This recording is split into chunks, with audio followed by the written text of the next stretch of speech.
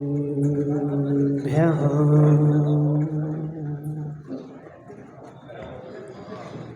तज्जयति परं ज्योति समं शमस्तैर्नन्तपर्यायी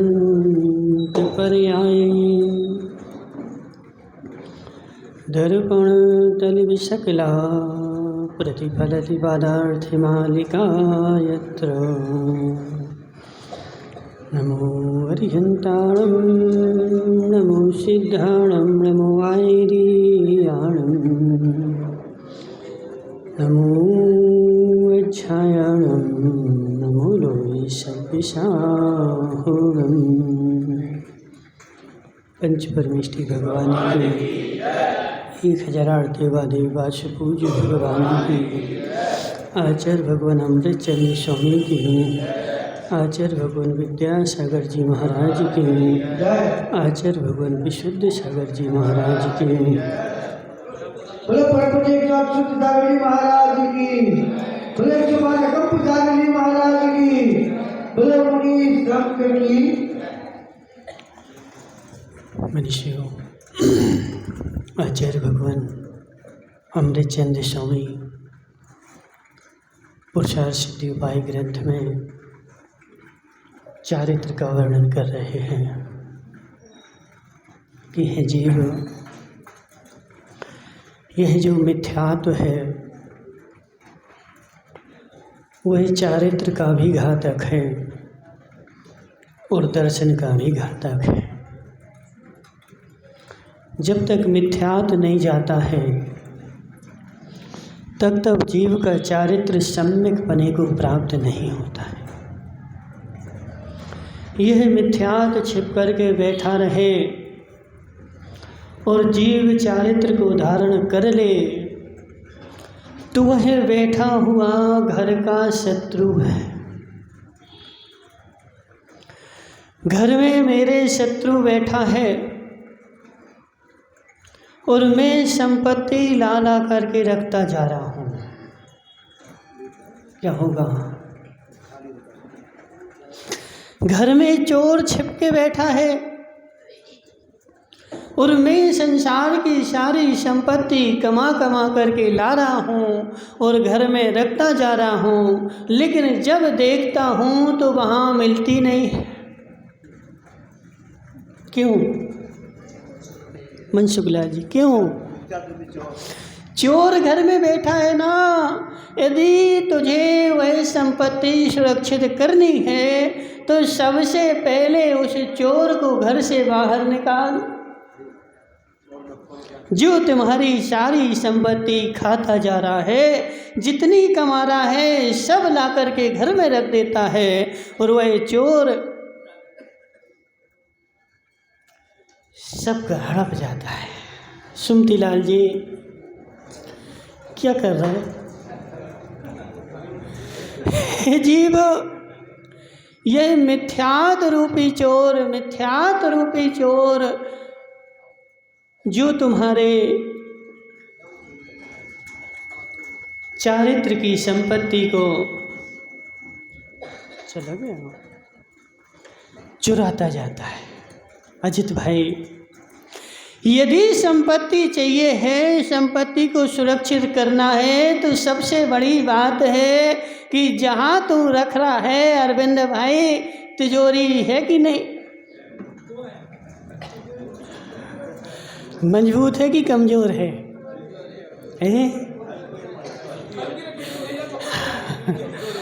हल्की है कि मजबूत है? हे जीव, मैं अन्य वस्तुओं को बाद में खरीदता हूँ। यदि मेरे घर में संपत्ति आने लगे तो सबसे पहले मैं अपनी तिजोरी को मजबूत करता हूँ। निमेश पंडित जी करते कि नहीं? तिजोरी मजबूत नहीं होगी तो मेरा सारा कमाना बेकार है। तिजोरी मजबूत नहीं होगी, मैं दिन भर कमाऊंगा, सारा चला जाएगा। इसलिए सबसे पहली शर्त है तिजोरी मजबूत होनी चाहिए। अल्पेश भाई, लेकिन हम क्या करते हैं, हम क्या करते हैं, तिजोरी को मजबूत नहीं करते हैं और दिन भर कमाने में लगे रहते हैं और शाम को जब देखते हैं लास्ट में तो मेरे पास कुछ नहीं मिलता है। तो ऐसे है जीव, जैसे तेरी संपत्ति को घर के चोर ने। देखो सबसे बड़ी बात क्या है अरविंद भाई, सबसे खतरनाक कौन होता है?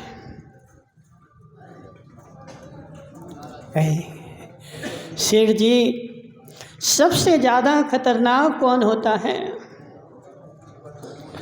घर का चोर कि बाहर का चोर? घर का चोर कि बाहर का चोर? तूने सारे दरवाजे बंद कर दिए, सारी दीवारें मोटी मोटी उठा दी, तो बाहर से तो चोर नहीं आएगा, लेकिन जो घर में बैठा है वो। मनसुख लाल जी बोलो। जो घर में चोर बैठा है, घर में चोर बैठा है, वह तेरी सारी संपत्ति चुराता रहेगा और तू सोचेगा कि मेरे पास संपत्ति इकट्ठी हो गई, लेकिन कुछ बचने वाला नहीं है। तो यह मिथ्यात जो है वह चारित्र की संपत्ति का लुटेरा है।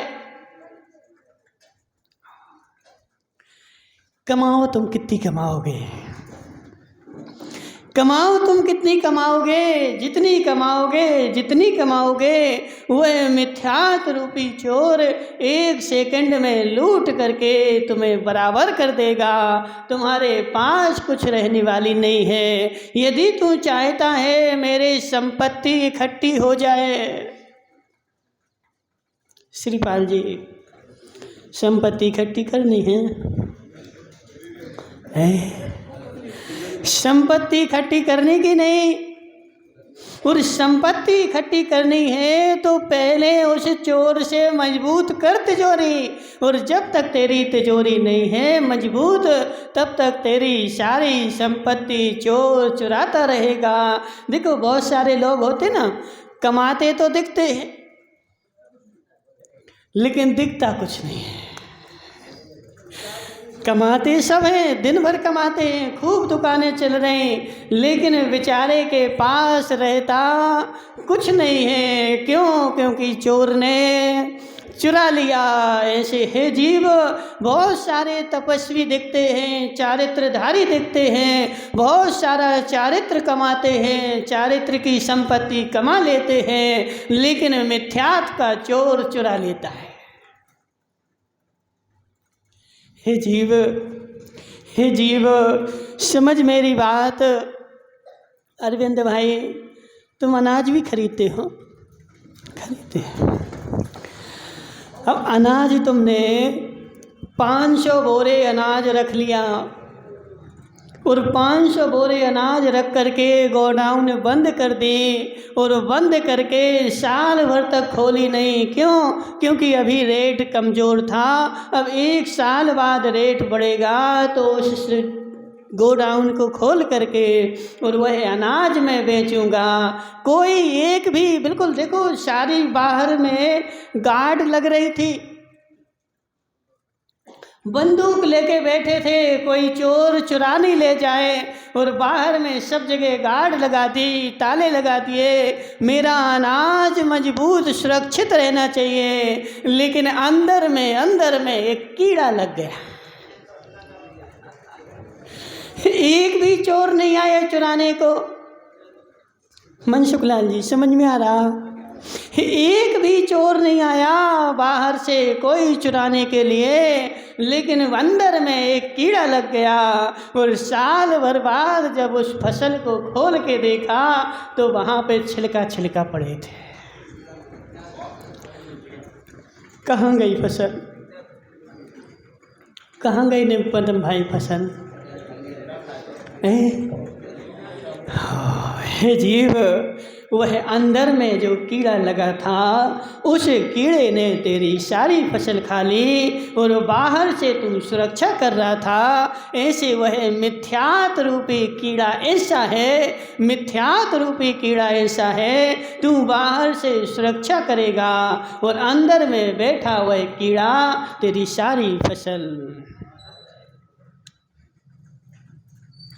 सबसे पहले अरविंद भाई, जिस वेयर हाउस में अनाज रखा जाता है, अनाज बाद में रखते हैं, पहले क्या करते हैं? पहले सफाई की जाती है, सफाई करके दवाई डाली जाती है ताकि कोई अंदर में कीड़े पैदा ना हो। और ऐसे है जीव चारित्र की फसल बाद में रखी जाती है। पहले मिथ्यात्व के कीड़े को निकाल के अलग किया जाता है और जिनवाणी की दवाई डाली जाती है। वो कीड़े को तो बाहर निकाल जो तेरी फसल खाने के लिए तैयार बैठा है। पहले अंदर से सफाई कर, तीर्थंकर भगवान बाद में आते हैं।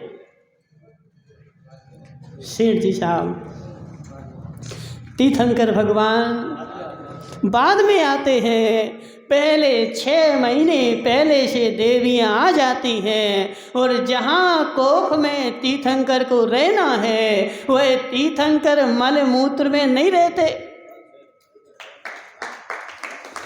तीर्थंकर मल मूत्र में नहीं रहते। जो साधारण पदम भाई तुम 9 महीने तक मल मूत्र में रहे, वह तीर्थंकर मल मूत्र में नहीं रहते। जिस जगह पर तीर्थंकर को रहना है वहाँ पर देवियाँ आकर के 6 महीने पहले से उस कोख की सफाई करती हैं और सफाई करके अंदर में ही कोट निर्माण होता है। उस पेट के अंदर में ऐसा कोट निर्माण होगा कि उसमें तीर्थंकर रहेंगे। वह माता तो मात्र निमित्त है, माता का तीर्थंकर का कोई संयोग नहीं। माता मात्र क्या है? एक दिख रही लोक की व्यवस्था है कि बिना माता के बेटे का जन्म नहीं होता, इसलिए उस लोक की व्यवस्था दिखाने के लिए माता को निमित्त बनाया गया है। लेकिन अंदर की पूरी सफाई करके और वहाँ पर तीर्थंकर रहते हैं 9 महीने तक और फिर बाहर निकल आते हैं। मलमूत्र में नहीं रहेंगे, अंदर से सफाई करनी पड़ेगी। ऐसे है जीव चारित्र जो है वह संसार की सबसे उत्कृष्ट फसल है और चारित्र रूपी फसल सुरक्षित रखना है तो वह कहाँ रहेगी? ऋण तुम न बट्टई। बोलो मनसुख लाल जी, क्यों? ऋण तुम न बट्टई अपाण मृत्युअन्न दवी अम्मी। रत्नात्रय नहीं रहता, रत्नात्रय नहीं रहता। अपाण मृत्यु अपनी आत्मा को छोड़कर अन्य द्रव्यों में रत्नात्रय कहाँ रहेगा? तो वह मेरी आत्मा में ही रहेगा। और उस रत्नात्रय को मुझे कहाँ रखना है? तो इस आत्मा रूपी वेयर हाउस में रत्नात्रय को रखना है। और उस रत्नात्रय को रखने के पहले उस वेयर हाउस की सफाई तो कर। सुमति लाल जी अब वो बोल रहे मोक्ष मार्ग प्रशस्त हो जाए। सुमति लाल जी का, सुमति लाल जी आज देखो, क्योंकि समस्या क्या है ना कि आज सब रेडीमेड का जमाना है। महाराज ऐसा कोई रत्नात्रय बिकने लगे पर प्रवीण पारसोलिया की दुकान में तो हम 2-4 रुपए का खरीद लाएंगे। अजीब, कहीं दुकान में मिलने वाला नहीं है, किसी बाजार में मिलने वाला नहीं है और किसी साधारण चीज में रहने वाला भी नहीं है। जितनी कीमती चीज होगी तो उस कीमती चीज का पात्र भी कीमती होगा ना। निमेश भाई शेरनी का दूध पिया क्या? शेरनी का दूध पिया है जीव, शेरनी का दूध उत्कृष्ट है। शेरनी का दूध उत्कृष्ट है। शेरनी का दूध भी रखना हो तो बिना सोने के बर्तन के रहता नहीं है। लोहे के स्टील में रखोगे वह तुरंत जम जाएगा, खराब हो जाएगा। उत्कृष्ट वस्तु है तो उत्कृष्ट पात्र भी चाहिए। तो रत्नात्रय जो है वह संसार का सबसे उत्कृष्ट वस्तु। संसार में रत्नात्रय से उत्कृष्ट कुछ भी नहीं, इसलिए सबसे उत्कृष्ट वस्तु है तो वह उत्कृष्ट आत्मा में ही जाके रहेगी। मनसुखलाल जी कहाँ रहेगी? आत्मा में रहेगी। लेकिन कौन सी आत्मा में रहेगी? तो जो आत्मा उत्कृष्ट होगी, जिसके पास मिथ्यात्व का जहर नहीं होगा, और जहाँ जहर होगा वहाँ जा कर के रहेगी नहीं। अब तुम जबरदस्ती में रख लो तो रख सकते हो, जबरदस्ती में रख लो तो तुम रख सकते हो। जैसे वो आता ना, वो कौन, परशुराम के पिताजी और शुभोम चक्रवर्ती के पिताजी, जानते दोनों के पिताजियों को अर्जित भाई? एक परशुराम के पिताजी और दूसरे कौन, शुभोम चक्रवर्ती के पिताजी। शुभोम चक्रवर्ती के पिता जो थे वह क्षत्रिय थे और पहले से राजा थे, और जो परशुराम के पिता थे वह ब्राह्मण थे। अब इनको एक कामधेनु गाय मिल गई, देव ने इनको एक गाय दे दी। कौन सी? कामधेनु गाय। और उस गाय से क्या होता था कि वह परशुराम के पिताजी जो थे बढ़िया रसगुल्ले गुलाब जामुन बनाते थे, मावा बनाते थे, दूध निकालते थे। और एक दिन राजा शुभोम का पिताजी जंगल में हारा थका गया शिकार खेलने के लिए, तो वह परशुराम के पिताजी के घर पे गया। काहे के लिए? बोले एक गिलास पानी दे दो। अब बताओ अजित भाई, तुम्हारे घर पे नरेंद्र मोदी आ जाए और कहे कि एक गिलास पानी पिला दो, क्या करोगे बताओ? क्या करोगे? पानी अकेला पिलाओगे कि कुछ और भी खिलाओगे? पानी अकेला नहीं पिलाएंगे। क्यों? देश का राजा आया है तो कुछ उसको खाने भी देंगे और कुछ मलाई भी खिलाएंगे। तो उस ब्राह्मण ने भी क्या किया कि राजा के लिए बढ़िया उस कामधेनु गाय के गुलाब जामुन बनाए, रसगुल्ले बनाए, दूध पिलाया, और वह पी करके राजा मस्त हो गया। बोले इस ब्राह्मण के पास ऐसी उत्कृष्ट वस्तु आती कहाँ से? जंगल में रह रहा है और ऐसे पकवान तो मैं राजा होकर के आज तक मैंने ऐसे पकवान नहीं खाए, इसके पास आए कहाँ से? तो उसने पूछा कि ये ब्राह्मण तेरे पास कहाँ से आए? अब लोग का व्यवहार होता ना, उपचार से अपन बोल देते, तो कहाँ से आए? तो बोले इस गाय ने दिए हमें। किसने दिए? गाय ने दिए। इस गाय ने हमें ऐसे पकवान दिए हैं। तो इस राजा बोला कि यह गाय तो मुझे चाहिए, तुम्हारे लिए यह काम की नहीं है, यह गाय मुझे दे दो। और उसने ब्राह्मण ने मना कर दिया। राजा जो है जबरदस्ती ले गया और ले जा करके उसने अपने घर में बांध दी। अब बांध तो दी, मनसुखलाल जी समझो बात को, ले जा करके बांध तो दी, लेकिन बांधने के बाद वह विधि तो उसको आती नहीं थी कि कैसे गुलाब जामुन देगी, कैसे मावा देगी। अब उसने तो क्या किया कि वहाँ बांध करके और एक परात रख दी, और परात रख के हाथ जोड़ के खड़ा हो गया, हे गाय माता हमको कुछ नहीं आता, तुम हमें जैसे पकवान किसान को दिए थे वैसे पकवान हमें भी दे दो। 1 घंटा हो गया, गाय ने नहीं सुना। उसने परात और खिसकाई, गाय ने पूंछ उठाई, और गोबर कर दिया। अब उस गोबर को उसने उठाया तो उसमें तो बदबू आ रही थी। अरे जी, गाय तो हमारे साथ दो भांत कर रही, उस किसान को तो सुगंधित गुलाब जामुन देती थी और हमें जी बदबूदार दे रही। थोड़ा सब्र उसने और रखा और हाथ जोड़े, जैसे किसान को दिए थे वैसे दे दो। उसने फिर से पूंछ उठाई और लघु शंका कर दी।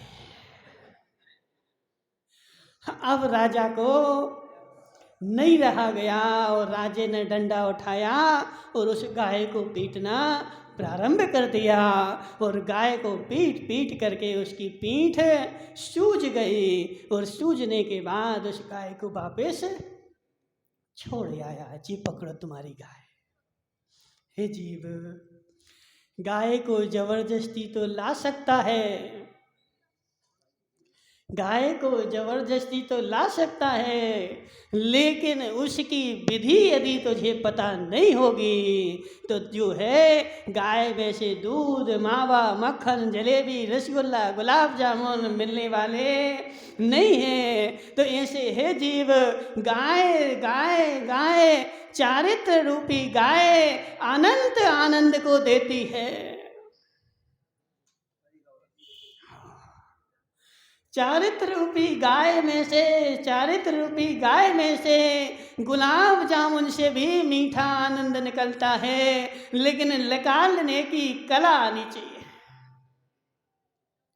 मुंसुफलान जी, क्या निकालने की कला होगी, निकालने की कला होगी तो तेरे चारित्र में इतना आनंद आएगा, इतना आनंद आएगा कि तू जो है संसार के सारे आनंद भूल जाएगा।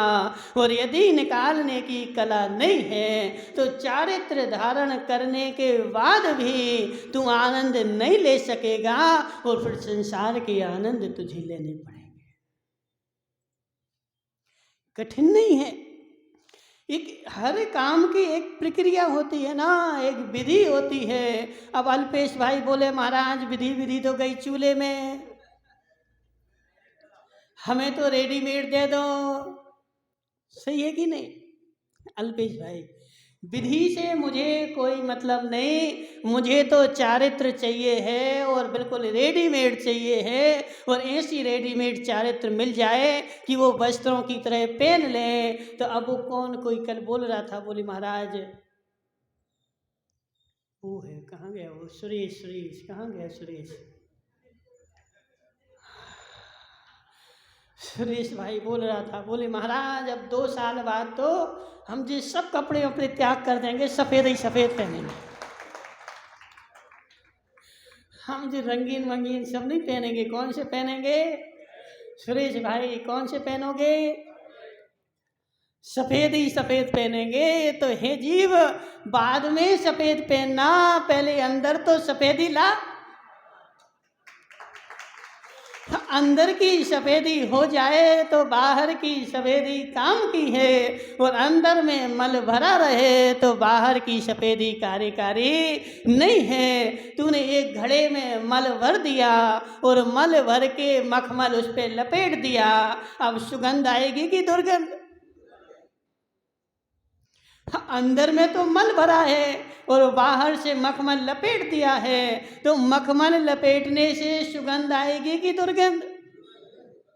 हे जीव सुरेश भाई, देखो बुरा नहीं मानना, जो है सो है, सफ़ेद कपड़े तो पहनना, लेकिन थोड़ा सा मोह राग द्वेष कम करना। उस घर को भिन्न, मैं भिन्न हूँ, घर भिन्न है, और ऐसा यदि जान करके सफ़ेद कपड़े पहनेगा तो वह सफ़ेद कपड़े तेरे सुगंध को बढ़ा देंगे। और ऐसा नहीं जान करके तू चारित्र भी धारण कर लेगा, क्या होगा?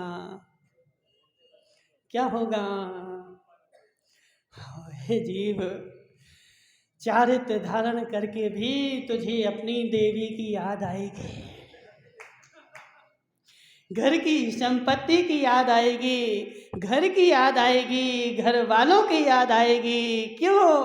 क्योंकि अंदर में तो भरा है ना, और अंदर में जो भरा होगा सुगंध उसी की आएगी। निमेश भाई, अंदर में जो भरा होगा सुगंध उसी की आएगी, और अंदर में यदि स्वच्छ वस्तु होगी तो स्वच्छ आनंद की खुशबू आएगी, और अंदर में मल भरा होगा तो उस मल की ही दुर्गंध आएगी। तो ऐसे हे जीव, चारित्र यदि तू धारण करना चाह रहा है तो सबसे पहले चारित्र जो है इन सबका विरोधी है। नहीं रहता, नहीं रहता, नहीं रहता, नहीं रहता जित भाई। चारित्र किसी पर द्रव्य के साथ संबंध नहीं बनाता। चारित्र कभी भी पर द्रव्य के साथ संबंध नहीं बनाता। शुद्ध शील व्रत का धारी है, सीता की तरह। सीता थी, रावण हर के ले गया। 12 साल हो गए। कितने साल हुए?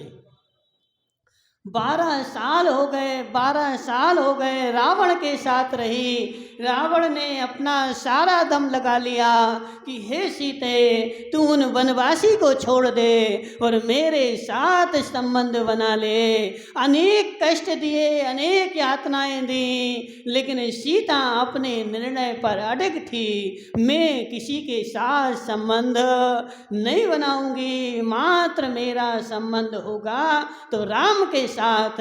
राम को छोड़ करके किसी के साथ मेरा संबंध नहीं हो सकता।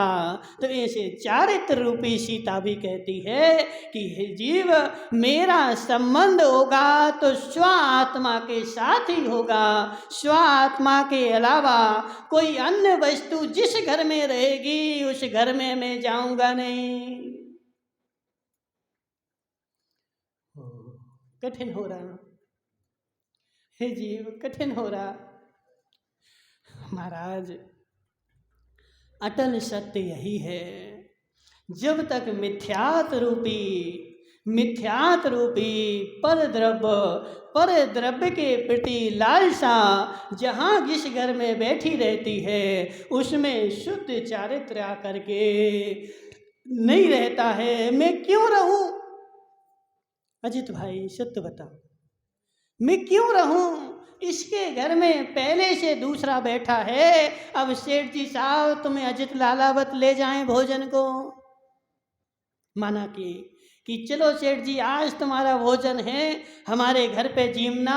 और तुम उनके घर पे गए और अजित लालावत के घर पे पहले से 20 आदमी जीमने बैठे थे, और तुमने वो थी ना कुकर उतार के देखा तो उसमें भोजन तो इतना सा था, और 20 आदमी पहले से बैठे थे जीमने। अब तुम बैठोगे क्या? क्या कहोगे? क्या कहोगे? वापस आते फिर आएंगे फिर। क्यों? क्योंकि भोजन तो इतना सा है और बैठे 20 आदमी हैं, उनको तो होना नहीं है, मैं कैसे बैठ जाऊं? तो ऐसे चारित्र कहता है कि तेरे घर में पहले से मिथ्यात रूपी बाबा जीवने बैठा है, तो मैं कैसे बैठ जाऊं? पहले जो बैठा उसको तो परसों अच्छे से हितेश मुंगाड़िया, पहले जो बैठा है उसको तो अच्छे से परोस, और जब उसका पेट भर जाए तो मैं खाने बैठूं। लेकिन उसका पेट कभी, संसार का पेट भर सकता है, गणेश का पेट भर सकता है, उस और एक और था ना वो भीम का बेटा, क्या नाम था उसका, घटोत्कच, ठीक है ना, उसका भी पेट भर सकता है, लेकिन मिथ्यात का पेट 3 काल में भरने वाला नहीं है। तो यहाँ पर विषय क्या चल रहा कि हे जीव, यदि चारित्र धारण करना है तो पहले चारित्र धारण करने के पहले उस वस्तु की सफाई कर जिस वस्तु में तुझे चारित्र धारण करना है। यदि वो साफ हो जाएगी, यदि वो साफ हो जाएगी तो चारित्र तेरा शुद्ध रहेगा, और यदि साफ नहीं हो पाई तो चारित्र तेरा शुद्ध होने वाला नहीं है। तो सबसे पहले में पहली बात है, हितेश भाई, मिथ्यात तो नहीं बैठा, मिथ्यात तो नहीं बैठा, कहीं राग तो नहीं बैठा, कहीं लोभ तो नहीं बैठा। मैं भगवान के पास चला जाऊं और भगवान से कोई वस्तु प्राप्त कर लूं, ये भगवान नहीं देंगे तो दूसरे भगवान के पास से ले लूंगा। ऐसे ही होता कि नहीं?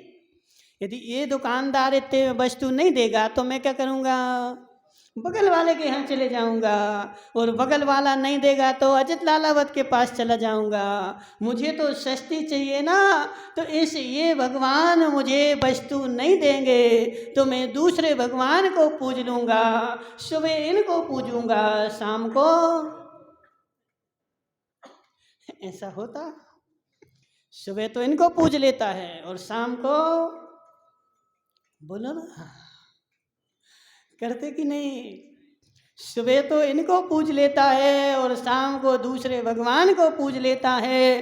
कहीं बांसवाड़ा गया, रास्ते में कोई भगवान मिल गए, मिलते हैं कि नहीं मिलते? बांसवाड़ा जाते हैं ना तो रास्ते में दो चार मिल जाते हैं, और जो रास्ते में दो चार मिल गए तो उनको भी मैंने रास्ते में धोख लगा ली। मेरा क्या जा रहा है? मेरा क्या जा रहा है? मैंने तो सिर ही तो झुकाया है, मेरा तो 1 रुपये भी लगा नहीं, 1 रुपये मैंने दिया नहीं, मात्र क्या कर दिया? सिर झुका दिया है। हे जीव, सिर ऐसे नहीं झुकता, ऐसे सिर नहीं झुकता जब तक अंदर में निर्णय की कमी होगी, मिथ्यात्व का सद्भाव होगा, तभी इसको आचार्य बोलते हैं विनय मिथ्यात्व। कौन सा मिथ्यात्व? विनय मिथ्यात्व। क्या होता है विनय मिथ्यात्व? क्या होता है? हे जीव, इनके यहाँ गए तो इनको भी नमस्कार, और उनके यहाँ गए तो उनको भी नमस्कार। मुझे किसी की अभिनय नहीं करनी है, मैं सबकी विनय करूँगा। जहाँ भी भगवान मुझे मिलेगा उस भगवान की मैं मात्र क्या करूँगा? विनय विनय ही करूँगा, अभिनय किसी की नहीं करूँगा। और सबको नमस्कार कर ले रहा है, इसका मतलब क्या है? इसका मतलब क्या है? हे जीव, तेरे अंदर में मिथ्यात्व बैठा है। भय स्नेह लोभाश्चर्य कुदेवागम लिंगी नाम, जिसका सम्यक मजबूत है वह ना भय से, ना स्नेह से, ना लोभ से, किसी भी प्रकार से, जब तक उसका निर्णय पक्का है कि भगवान कौन होते हैं और भगवान के साथ अगवान कौन होते हैं, अगवान को अगवान जानेगा, भगवान को भगवान जानेगा। और पक्का निर्णय करने के बाद अब कुछ भी हो जाए, मेरा सिर, जैसे बताया था ना रेवती रानी का, क्या बताया था? उस रेवती रानी ने भगवान की पहचान कर ली, भगवान ऐसे होते हैं, ये होते हैं। अब भगवान की पहचान करने के बाद एक क्षुल्लक जी उनकी क्या काय के लिए आए? परीक्षा करने के लिए आए। इस सारे उन्होंने अपने गुरु से पूछा कि हे गुरु महाराज, मैं तीर्थ यात्रा को जाना चाहता हूँ, तुम एक बात बताओ कि यदि वहाँ किसी से कुछ कहना होता कि नहीं? पदम भाई, हम शिखर जी जा रहे हैं महाराज, कोई से कुछ कहना हो तो बता दो। तो उन क्षुल्लक जी ने भी पूछा कि किसी से कुछ कहना हो तो बता दो। तो उनके गुरु ने बोला कि रेवती रानी को आशीर्वाद बोल देना। रेवती को आशीर्वाद बोल देना। इतने बड़े बड़े महाराज हैं, वहाँ पर बड़े बड़े आचार्य हैं, उनको नमस्कार नहीं बोलना, उनको जय जिनेन्द्र, उनको नमोस्तु नहीं किया। और किसको वो किया? तो बोले रेवती रानी को बोला कि आशीर्वाद बोल देना, कुछ ना कुछ रहस्य अवश्य है। परीक्षा ली किसकी? रेवती रानी की। और जो वहाँ पर बड़े बड़े महाराज थे उनकी भी परीक्षा ली। देखो, जो व्यक्ति सम्यक्त्वी होगा, मिथ्यात नहीं होगा, वह पहले चेक करेगा। सुदीप भाई, तुम अनाज खरीदने जाते हो तो ऐसे ही फोन पे ले लेते? कैसे लेते हो? पहले चेक करूँगा ना, अच्छा है कि नहीं है, खोटा तो नहीं है। और चेक करके यदि चोखा है तो फिर मैं चोखे के पैसे दूंगा, और खोटा है तो खोटे के पैसे मिलेंगे, चोखे के नहीं मिलेंगे। उन क्षुल्लक जी ने सबसे पहले वहाँ जो महान आचार्य रहते थे उनकी परीक्षा करी। कैसे कैसे? बड़े महाराज थे, छोटे नहीं थे। कौन थे? बड़े महाराज थे। तो अब बड़े महाराज को मेरे गुरु ने नमोस्तु नहीं बोला, जरूर कुछ ना कुछ बात है। और वह बात क्या है तो मैं जा कर के खोजबीन करूँगा। वह क्षुल्लक जी ने एक छोटे से बालक का रूप बना करके और महाराज का वहाँ पर परीक्षा करने के लिए गए। तो उनका कमंडल हाथ में ले लिया और हाथ में कमंडल लेकर के जंगल के लिए ले गए। लेकिन जिस जगह जंगल पर जाना था वहाँ पर उन क्षुल्लक जी ने अपनी विक्रिया से घास उत्पन्न कर दी। अब महाराज खड़े हो गए। अब उन क्षुल्लक जी ने बोला कि हे महाराज जाओ ना, क्यों खड़े हो? बोले यहाँ तो घास है, घास में जीव होते हैं। किसने देखे जीव? जी सब कहने सुनने की बातें हैं, कोई जीव मीव नहीं होते घास में। चले जाओ तुम तो। हाँ हाँ सही बोल रहे तुम, चलो चलो चलो। वो जो थे घास के ऊपर चले गए और उनका कमंडल जो था सुखा दिया, कमंडल विक्रिया से खाली कर दिया। अब वो वहाँ से बोल रहे पानी लाओ पानी लाओ। उस बालक ने बोला वहाँ तालाब भरा है, वहाँ शुद्धि कर लो। तालाब में तो जीव होते, किसने देखे? जी सब कहने सुनने की बातें हैं, कोई जीव मीव नहीं होते। उन्होंने उसी से शुद्धि कर ली और लौट करके आ गए। अब उन क्षुल्लक जी का निर्णय पक्का हो गया, मेरे गुरु ने इनको नमस्कार क्यों नहीं बोला। फिर गए कहाँ पर? कहाँ पे गए? रेवती रानी की परीक्षा करने के लिए। तो सबसे पहले जाकर के उन्होंने ब्रह्मा का रूप बनाया और चतुर्मुखी ब्रह्मा का रूप बना करके और सारे नगर में चमत्कार दिखलाए, धन बरसाया। श्रीपाल जी बोरा तैयार करना। बोरा 2-4 बोरा जानते ना, 2-4 बोरा धन बरसने वाला है। धन बरसाया, सारे चमत्कार किए। सारे नगर के जितने धर्मात्मा थे, अजित लालावत भी चले गए बोरा लेके। धन बरस रहा है, सब अपनी बोरा ले ले करके और ब्रह्मा जी को नमस्कार करो और धन भर भर के लेके आ जाओ। नगर में एक आदमी नहीं बचा। वो दिनेश तो ट्रक लेके गया था। दिनेश तो बढ़िया, वो कैसे 16 चक्का आता ना बड़ा वाला, वो बड़ा वाला ट्रक लेके गया। वो फिर उनको सुनील कोठारी को फोन कर रहा था, 2-4-6 ट्रक और भेज दो।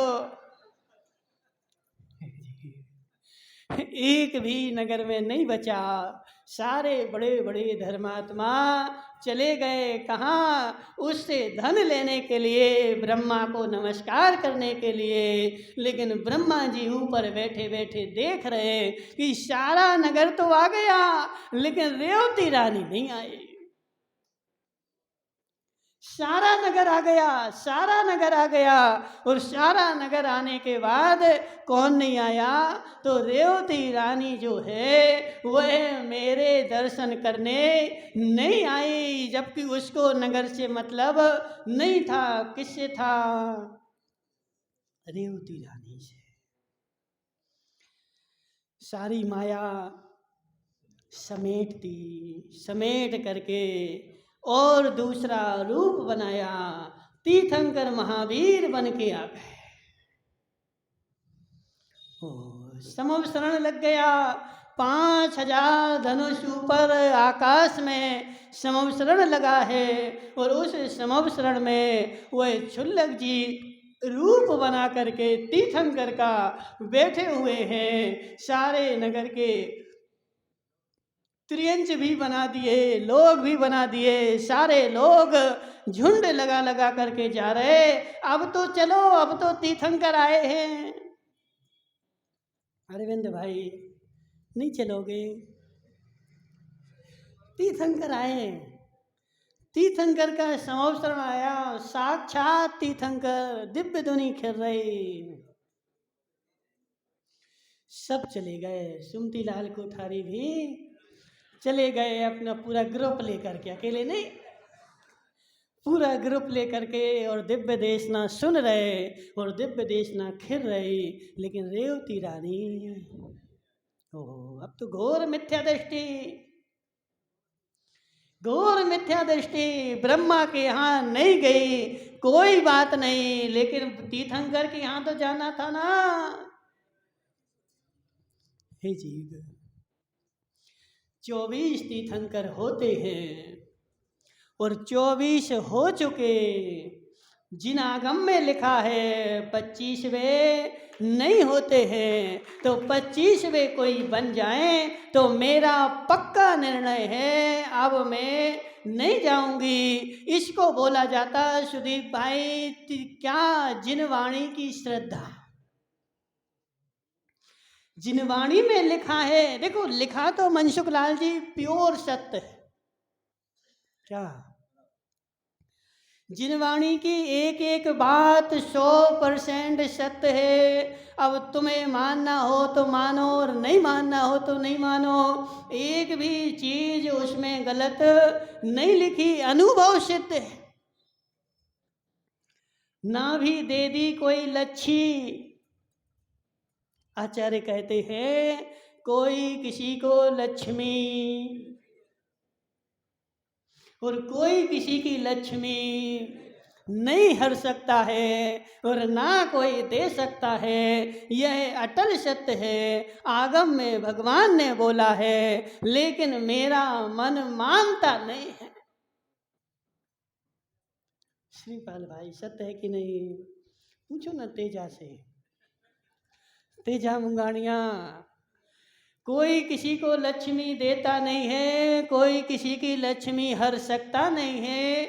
यह अटल सत्य है, लेकिन मन मानता नहीं है।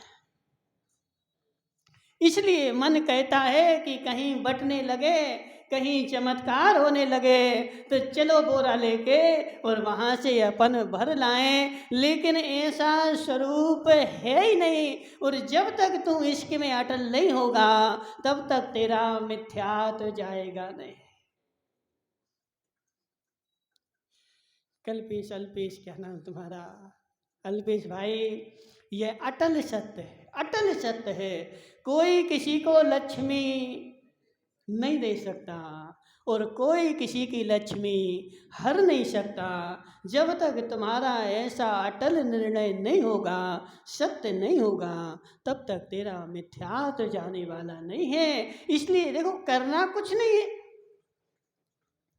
लेकिन महाराज करे बिना रहा जाता नहीं है। करना कुछ नहीं है, लेकिन करे बिना रहा जाता नहीं है। इसलिए यहाँ की वहाँ, वहाँ की वहाँ, वहाँ की वहाँ करता रहता है। क्या करना है अजित भाई लालावत? जिन वाणी में जो लिखा है मात्र उस पे श्रद्धान करना है। महाराज ये नहीं होता, और तो तुम जो बोलो तो हम वो कर देंगे, इतना नहीं बोलो, बस श्रद्धान का नहीं बोलो। तुम बोलो यहाँ कुआं खोदना है तो शाम को कुआं खोद के तैयार, यहाँ मकान बनाना है शाम तक मकान बन के तैयार हो जाएगा। ये काम बोलो तो हो जाएगा, लेकिन इसका नहीं बोलो। हे जीव, मकान बने चाहे नहीं बने कोई दिक्कत नहीं, लेकिन इसका श्रद्धान होना पक्का है। और जब तेरा श्रद्धान पक्का हो जाएगा, उस रेवती रानी की तरह तीर्थंकर भी आ जाएं। मुझे नहीं जाना है मनसुखलाल जी, तीर्थंकर भी आ जाएं, तीर्थंकर भी आ जाएं, तो अब मुझे नहीं जाना है। मेरा अटल निर्णय है कि 24 तीर्थंकर जो होते हैं 24 ही होते हैं, और 24 जब होते हैं तो 24 हो चुके। 25 आगम में लिखा है कि होते ही नहीं है तो हो सकते नहीं है। इसलिए आगम में लिखा है कोई किसी को लक्ष्मी दे सकता नहीं है। अब कोई महाराज आ जाए, कोई बाबा आ जाए और तुमसे बोलें कि एक गड़ा बांध लो, तुम माला माल हो जाओगे। अब तुम जिनवाणी खोल के देखना, जिनवाणी खोल के देखो ना। जिनवाणी में लिखा क्या कि ऐसा ऐसा धागा बांधने से इतने रुपये आ जाते हैं। जी अब बनो रेवती रानी। महाराज हाँ, उस देवता के यहाँ नहीं जाएंगे, मना कर दिया, हाँ नहीं जाएंगे। हे जीव, अकेले देवता थोड़ी, सारे जिनवाणी का श्रद्धान करना है। शिव कोटि स्वामी कहते हैं कि सारी जिनवाणी का श्रद्धान है, लेकिन एक शब्द का नहीं है, तो मिथ्या दृष्टि है। हे जीव, मिथ्या दृष्टि है। सारी जिनवाणी का श्रद्धान है, लेकिन कितना नहीं है, तो एक शब्द का नहीं है, तो वह सारा तेरा जहर ही है। अरविंद भाई 200 लीटर दूध लाए और सारे नगर को चाय पिलाई, ठीक है ना। सारे आदमी से माने अरविंद भाई के मन में आ गया आज हम सबको चाय पिलाएंगे, ठीक है। तो बढ़िया एक 200 लीटर क्या 2000 लीटर का टैंकर लाए दूध का, और सबको चाय बनवाना थी। और प्योर दूध था, मिला हुआ नहीं, प्योर का भैंस का दूध था। अब उसमें क्या हुआ, एक सर्प आकर के एक जहर की बूंद टपका गया। प्योर दूध है, प्योर दूध, मात्र एक भी बूंद पानी की नहीं मिलाई। अब बताओ उसकी चाय अच्छी बनेगी कि नहीं? क्यों? 100% दूध सत्य है, लेकिन एक बूंद डली है। तो हे जीव, एक बूंद ने सारे दूध को नाश कर दिया। पूरी जिनवाणी का श्रद्धान है, किसका नहीं है? महाराज पूरी जिनवाणी का श्रद्धान है, मात्र ये लाइन जो है ये लाइन सही नहीं है। ये लाइन जो है ये लाइन सही नहीं है। ये लाइन अकेली हटा दो तो सब सही है। हे जीव, हे जीव, सारी लाइनों पर श्रद्धान है, लेकिन एक लाइन पे श्रद्धान नहीं है, तो वह तेरा मिथ्यात्व है। महाराज मैं रोज भगवान को पूजूंगा, नियम दे दो। रोज अभिषेक करूंगा, नियम दे दो। रोज पूजन करूंगा, उपवास भी करूंगा, एकासन भी करूंगा, रस का भी त्याग करूंगा, सब करूंगा, लेकिन एक गड़ा बांध दो हमें। क्या? एक धागा बांध दो, हमारे ऐसे ऐसे काम हो जाएं, हम सुखी हो जाएं, हम सारा धर्म करेंगे। तो हे जीव, एक गड़े पे तेरा श्रद्धान है, एक धागे पे श्रद्धान है, उस धागे ने तेरे सारे क्रियाकर्म को नाश कर दिया, कोई फल नहीं मिलने वाला, कीड़ा लग गया और वह कीड़ा तेरे सारे श्रद्धान को खा जाएगा। इसलिए श्रद्धान कैसा हो तो रेवती रानी जैसा हो। तीर्थंकर भी आ गए लेकिन नहीं गई। मुकेश गांधी क्या सोच रहे? हे जीव, तीर्थंकर भी आ गए लेकिन रेवती रानी नहीं गई। अब और अभी तो देखो पूरी सिर्फ परीक्षा करनी ना, ऐसे काम नहीं चलेगा जब तक पूरी परीक्षा नहीं होगी। अब उसने क्या किया, अब वास्तविक रूप में जो क्षुल्लक थे वही क्षुल्लक का वेश बना करके अब उस नगर में आए। और नगर में जैसे आए तो नगर में खबर फैल गई। अजित लालावत ने मंदिर में खबर दे दी, एक क्षुल्लक जी आ रहे हैं। अब कोई नहीं गया। ओहो, हे जीव, अब कोई नहीं गया। लेकिन रेवती रानी जो थी उसको जैसे ही अब खबर लगी, अब उससे रहा नहीं गया।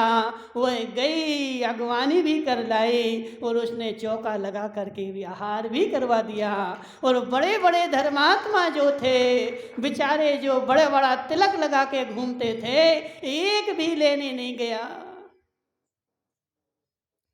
तीर्थंकर के संवत्सर में सब बैठे थे, ब्रह्मा जी का प्रसाद बटोरने के लिए सब बैठे थे, लेकिन उन क्षुल्लक जी को लेने के लिए कौन गया? रेवती रानी गई। अब उन क्षुल्लक जी ने सारी स्थिति उस रेवती रानी को सुनाई। मैं वहाँ से आया हूँ और मेरे गुरु महाराज ने तुम्हारे लिए आशीर्वाद भेजा है। यह शुद्ध सम्यक दृष्टि, क्या यह शुद्ध सम्यक दृष्टि कि चतुर्थ काल में 24 तीर्थंकर होते थे तो वह हो चुके, 25वां आया था, वह घोर मिथ्यात्वी था, इसलिए उसके पास नहीं गई। लेकिन पंचम काल में क्षुल्लक होते हैं और क्षुल्लक आ रहे हैं तो यह जिनवाणी की आज्ञा है कि उनको आहार दान दो। तो उसने आहार दिया। हे जीव, वह आहार भी देखो ऐसा देना। हितेश भाई, वो मायाचारी नहीं, वो अजित भाई बोल रहे थे क्या? हे जीव, बुंदेलखंड में बोलते हैं क्या, खीर खो सौंज महेरे खो न्यारे। क्या नहीं आया समझ में? खीर खो सौंज महेरे खो न्यारे। मुकेश गांधी नहीं आया समझ में? हे जीव, समझ मेरी बात। तू 4 भाई हैं और 4 भाई अलग अलग रहते हैं और सरकार की कोई योजना निकलती है तो बेचारे चारों अलग अलग लाइन में लगते हैं, मैं अलग हूँ, मैं अलग हूँ, मैं अलग हूँ। होता कि नहीं होता? सत्य बताओ मुकेश गांधी, अभी नरेंद्र मोदी योजना निकाल दे कि सबके लिए एक एक घर फ्री बट रहा है। अब बताओ तुम चारों भाई मिलके एक ही लाइन में लगोगे कि अलग अलग लगोगे?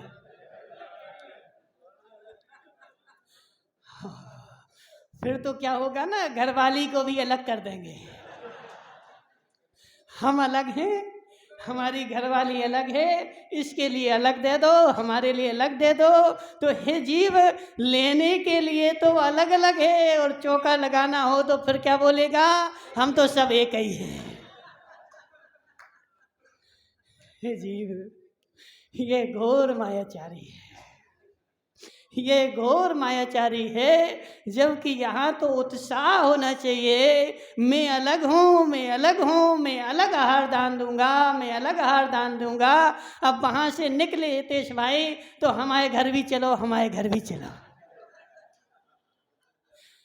जी, यह बात ठीक नहीं है मनसुख लाल जी, सत्य है कि नहीं? यदि मैं वास्तव में अलग हूँ तो मैं अलग आहार दान दूंगा ना।